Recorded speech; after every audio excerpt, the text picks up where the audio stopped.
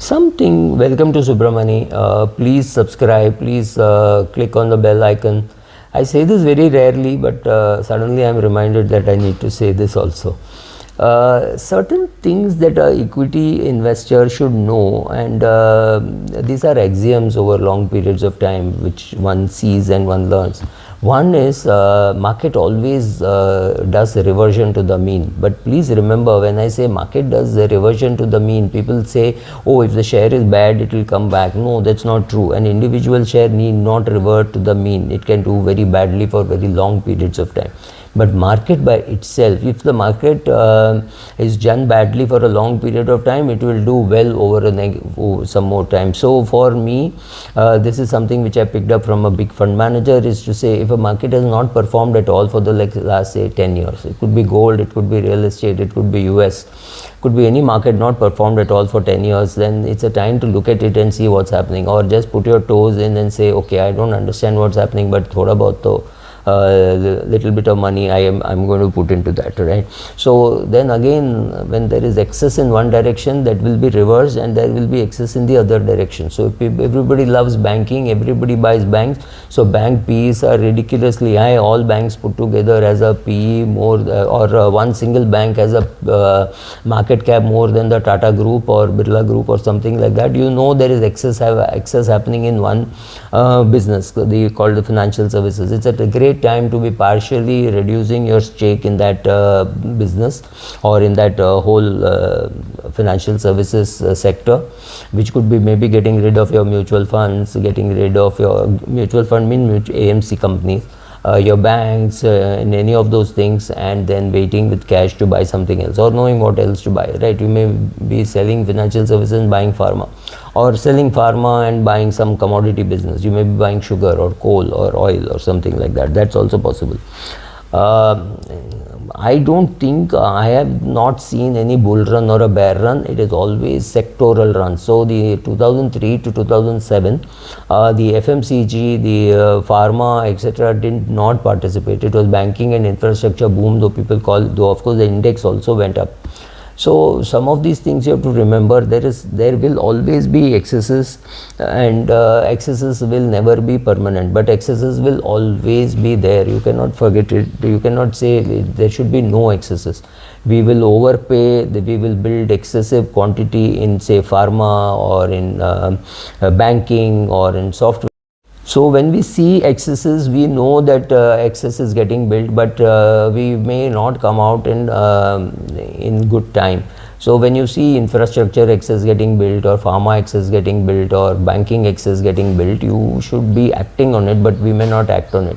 It could happen for a long period of time, and you say, oh, now I think the infrastructure, it is at a new high because so much of infrastructure, blah blah blah. We try to justify to ourselves, which may be wrong, but we tend to do it. And one very important thing is the excesses don't get cured by the market going sideways for 5 years. It doesn't happen that way. There will always be a fall. For example, when the pharma fell, even your good companies like Sun Pharma fell from 1200 to I think 700 or 800 or 700.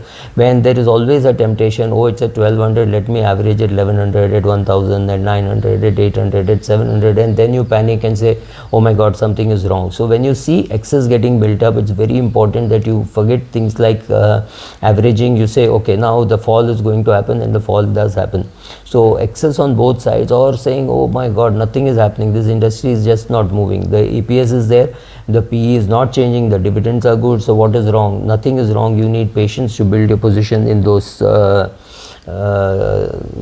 shares. You have a long-term vision that you want to build wealth, but you will always be scared of fear, and greed will always catch up with you. So you have to be careful about controlling your fear and greed, and that can happen only when you have written down philosophy statements or with a lot of experience, right? And also, it is not as though people will stop buying because you stopped buying, or because you sold. Somebody is buying, right? So at 1200, somebody must have bought Sun Pharma, right? Somebody must have bought it at 1100, 800. You may have bought it at 538 or 384, because March 2020 the share price did come down. So you have to look at what price you are now you're comfortable holding, at what price you will buy everything that's available in the market, and what price you will sell. All these numbers should be there in your head, and these numbers should keep changing on a quarterly basis.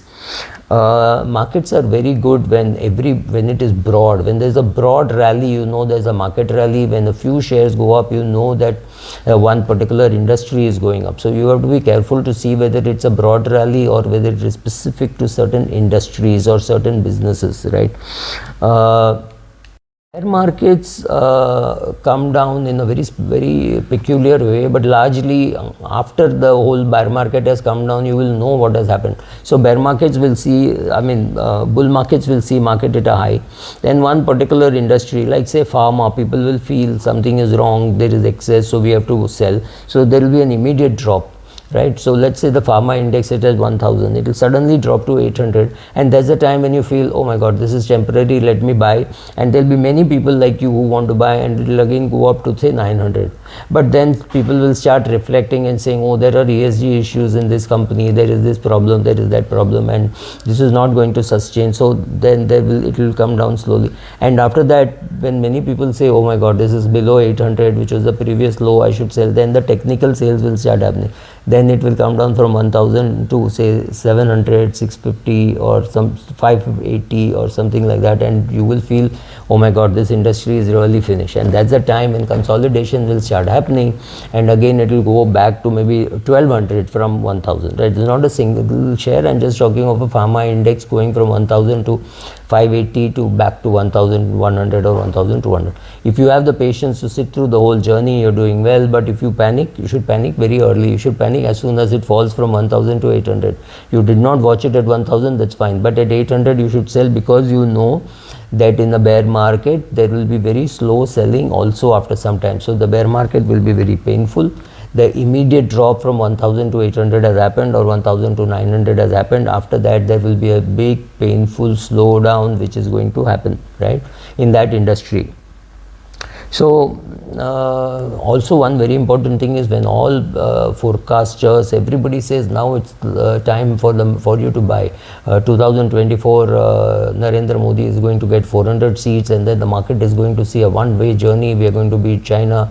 The rupee will be 30 rupees to the dollar. When everybody is bullish and everybody is forecasting, you ask yourself one question: what if Narendra Modi doesn't come back in 2024? Is your portfolio ready for that? Are you ready for that? Do you have enough assets saying, okay, if the market does nothing, I'll still live off my dividends, or I will live off my debt portfolio? Right, that's a very important question to keep asking. Bull markets are fun, but it is in bear market buying that you actually make money. People forget this, because in the bull market, every day you open the prices, you open through it an app or something, and every day you see the prices going up, you think you did it, right? So you didn't. But it is in bear markets when you feel bad and nobody wants to buy, that when you buy you make money. Thank you.